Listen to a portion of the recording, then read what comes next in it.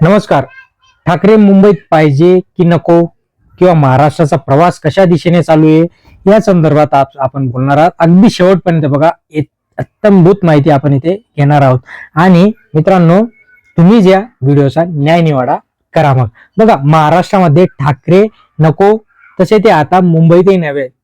मग उत्तर भारतीय चालेल का, गुजराती चालेल का, दक्षिण भारतीय चालेल का, खंडणीखोर चालेल का, बलात्कारी चालेल का, खुनातला आरोपी चालेल का, जाती धर्मात फूट पाडणारा चालेल का, धर्मावरून दंगली पेटवणारा चालेल का, भाजपचे जे काही मूळ धोरण आहे यामध्ये जे की त्यांचं धार्मिक राजकीय ध्रुवीकरण बळकटी देणारा चालेल का, दलित वंचित उपेक्षित आदिवासी कष्टकरी शेतकरी कामगार महिला विद्यार्थी अशा घटकांवर अत्याचार अन्याय करणारा चालेल का. पण ठाकरे नाही, निष्ठावान नाही, पण टप्प्यावर आल्यावर पुढे काही त्रास झाला तर मग ठाकरे पाहिजे. या सगळ्या गोष्टींच्या भूलथापांना बळी आज महाराष्ट्रामधील बहुतेक जनता आणि मुंबईमधील देखील पडलेली आहे. मित्रांनो, शेवटपर्यंत बघा. चॅनलला अजून सबस्क्राईब केलं नसेल, सबस्क्राईब करून ठेवा, लाईक करा, शेअर करा. बघा, लोकसभेचा जर विचार केला तर 400 पारचा नारा देत 240 वर आले. मुंबईत आपल्याला बहुमत मिळेल इतक्या जागा लढवल्या, तिथं 25 बहुमताला कमी पडतायत. असं राज्यात 145 आपल्याला मिळतील असे जागा लढवल्या, तिथे 132च मिळाल्या. सगळीकडे विक्रमी बहुमत मिळेल अशा भाषेत प्रचार करण्यात आला. मित्र पक्षाची गोची केली, विरोधकांची जिरवायला अपक्ष उभे केले, एमआयएमला आतून मदत केली. ऐकलं तर समजून सगळं काही आपल्याला इथे समजणार आहे. डोक्याला बंदूक लावून गचुंडी धरून पैसा फेकून बिनविरोध केले, ईव्हीएम बंद पाडल्या, आकडे फिरवले, बटन फक्त कमळाचे चालू ठेवले. निवडणूक जाहीर झाली तेव्हापासून पैसे वाटले तरी मतदार मात्र बहुमत देत नाहीयेत. या सगळ्या गोष्टींचा विचार आज या भाजप सरकारने करणं गरजेचं आहे. लोकशाही आणि संविधानाने आम्ही कारभार चालवतो म्हणायचं आणि निवडणुकीत जातीय आणि धार्मिक ध्रुवीकरणचा जोर लावायचा. जगातला सगळ्यात मोठा पक्ष आमचाच पक्ष आहे असं सांगत लोकांना या गोष्टीबाबत काय तुम्ही प्रचार कशा पद्धतीने प्रचार करता याच्याकडे देखील भाजपचे नवे कपडे घालायला कोणीही मागे पुढे बघितले नाही. जे की 50 खोकेवाले आहेत, ज्यांना जेलमध्ये पाळायचं होतं. बघा, ज्यांना जेलमध्ये पाठवायचं होतं त्यांना मंत्री करायचं, राज्यसभेवर पाठवायचं, विधानसभेवर पाठवायचं आणि जे भाजपचे काम करायचे निष्ठावंत आहेत त्यांना केशव उपाध्याय आणि माधव भंडारींसारख्या पंक्तीत बसवायचं.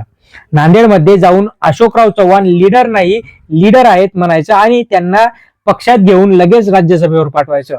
पुढे त्यांची मुलगी आमदार करायची. अजित पवारांचं ज्या सिंचन घोटाळ्याचे गाडीवर बघा, जे की गाडीवर पुरावे या देवेंद्र फडणवीसांनी नेले होते. बेंबीच्या देठापासून ओरडून ओरडून सांगत होते की देवेंद्र फडणवीस असा माणूस आहे की स्वतः ते सांगत होते की आम्ही एक वेळेस अविवाहित राहू पण राष्ट्रवादी सोबत युती करणार नाही. आणि चक्की पिसिंग हे सगळंच तर आपल्याला माहितीच आहे. असे सगळ्यांचे लाडके, बहुतेक सगळ्यांचे लाडके झालेले देवाभाऊ. बघा, गोपीनाथ मुंडे, प्रमोद महाजन यांनी शिवसेना प्रमुख दिवंगत बाळासाहेब ठाकरे यांच्याशी राजकारणापलीकडे संबंध निर्माण करत युती कशी टिकून ठेवायची हे उदाहरण ठेवलं सगळ्या भाजप समोर. पुढे गोपीनाथ मुंडे अकाली गेल्याने देवेंद्र फडणवीस यांचं मोकळं रान झालं.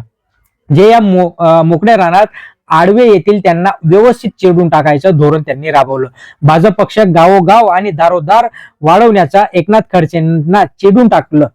धनंजय मुंडेंना बर देत गोपीनाथ मुंडेंच्या कन्या पंकजा मुंडे यांच्या मुसक्या आवडल्या. गडकरींना मुख्यमंत्री होता येणार नाही अशी रणनीती कायम ठेवली. मुनगटीवारांचे पंख छाटले. अशा अनेक गोची करत निर्विवाद भाजपचा एकमेव चेहरा होण्याचं काम फडणवीसांनी केलं. आणखीही तेच करत आहेत. याचं उदाहरण म्हणजे महाराष्ट्राच्या इतिहासात पहिल्यांदाच विधानसभा आणि विधान परिषद या दोन्ही सभागृहांमध्ये विरोधी पक्ष नेता नाही. जरी संख्याबळ कमी असलं तरी विरोधी पक्ष नेता नेमता येतो तसा सभागृहाचा अधिकार देखील आहे. पण नाही, फडणवीसांना स्वपक्षात तर नाहीच पण विरोधकांमध्येही नेता नकोय असं त्यांनी यावेळेस करून ठेवलंय. ते 100% म्हणतात ते धोरण हेच. विधान परिषदेमध्ये काँग्रेसकडे संख्याबळ आहे, त्यांचा विरोधी पक्ष नेता होईल अशी परिस्थिती निर्माण झाली. बंटी पाटलाच्या नावाची चर्चा सुरू झाली. हे चित्र पाहून फडणवीसांनी आपले दर्जाहीन आणि काबेबाज राजकारण करत राजीव सावंत यांच्या पत्नी प्रज्ञा सावंत यांना फोडलं. आणि भाजपमध्ये घेत विधान परिषदेवर काँग्रेसचे बहुमत त्यांनी कमी केलं. या सगळ्यांचा जर विचार केला तर आपल्याला एकच लक्षात येतं, ते म्हणजे काय तर भाजप सारखा जो काही पक्ष आहे 2014 मध्ये भाजप म्हणून सत्ता मिळवली, तर या सगळ्या गोष्टींचा आपण विचार करणं गरजेचं आहे. मग आता तुम्हीच सांगा, महाराष्ट्रामध्ये कोण पाहिजे, उद्धव बाळासाहेब ठाकरे की आता आपल्या सगळ्यांना बघा, आता जो काही मुंबईचा महापौर आहे, मुंबईचा महापौर आपलाच होईल असं सांगणारे, तो हिंदूच असेल, तो मराठीच असेल, असं सगळं असेल, असं ठाकरेंना ज्यावेळेस म्हणजे डिवसण्याचा प्रयत्न इथे सुरू आहे. 25 वर्ष युती सोबत असणारा पक्ष आणि त्याच पक्षाचं नेतृत्व इतकं नकोसं का झालेलं फडणवीस, कारण आपल्यापेक्षा स्वतंत्र विचारांचा पक्ष त्यांना महाराष्ट्रात नकोच आहे. बघा आता शिवसेना का फोडली, फडणवीस यांचा अहंकार मुख्यमंत्री होऊ देत नाही म्हणजे काय, हे कसं काय चालेल तुम्हीच सांगा ना मित्रांनो. आता पाठिंबा द्या, आम्ही देऊन तुमचं नेतृत्व कसं काय चालवायचं, तुम्ही कोण आहेत, अशा भावनेतनं फडणवीसांनी शिवसेनेवर 2022 मध्ये घाव केला, ज्याला ते स्वतः काय म्हटले की या प्रश्नांचा उत्तरांबाबत बदला घेतला जाईल असंही त्यांनी यावेळेस सांगितलं होतं. आता फडणवीसांनी आपल्या इगोपायी एका पक्षाचे 2 तुकडे केले, पुढे राष्ट्रवादीही सोबत घेतली आणि राष्ट्रवादीचे देखील त्यांनी तुकडे केले. तो आपला आत्ताचा विषय नाही. बघा, फडणवीसांना उद्धव ठाकरे मुख्यमंत्री चालत नव्हते, याचं मूळ आपल्याला ताकदीचा माणूस निर्माण होऊ द्यायचं नाही असे त्यांचं म्हणणं होतं. विशेष म्हणजे युती म्हणून आपल्यासोबत असलेला नेता मुख्यमंत्री होतो म्हणजे काय, या भावनेतनं त्यांनी एकनाथ शिंदेसारखा एक नेता नाही प्यादा तयार केला. स्पष्ट भाषेत याच भावनेतनं फडणवीसांनी पक्षातले अनेक मातब्बर नेते आपल्या कावेमध्ये केले. आता जे उरलेत त्यांना देखील भ्रष्टाचाराच्या आरोपामध्ये बरबटायचं आणि त्यांना देखील पक्षामध्ये घेऊन टाकायचं, ही बेस्ट रणनीती देवेंद्र फडणवीस यांची आहे.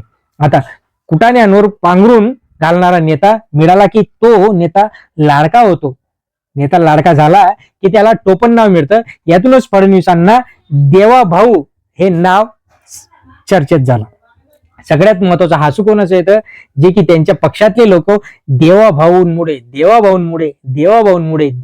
असं केलं, देवाभाऊंनी तसं केलं, देवाभाऊंनी तुम्हाला त्यांचा प्यादा बनवलंय, ते जशा पद्धतीने चालता त्याच पद्धतीने ते तुमच्या गोट्या देखील फिरवता आणि म्हणूनच आज तुम्हाला देवाभाऊ करण्याची गरज पडली. या सगळ्यांचा परिपाक एकच की देवेंद्र फडणवीस यांना महाराष्ट्रामध्ये आणि मुंबईमध्ये, महाराष्ट्राला म्हणजे मुंबई आलीच हो, तर एक प्रभुत्व निर्माण करू द्यायचं न होतं आणि म्हणूनच त्यांनी हे सगळं कट कारस्थान रचलं. शिवसेना फोडली. जे कमी बुद्धीचे लोक होते, जे आपल्या स्वार्थापायी आपल्या स्वतःचा स्वार्थ टिकवण्यासाठी भाजप सोबत युती केली आणि भाजप बरोबर केले. मित्रांनो, तुम्हाला काय वाटतं नक्कीच कमेंट बॉक्समध्ये कळवा. चॅनलला सबस्क्राईब करून ठेवा, लाईक करा. धन्यवाद.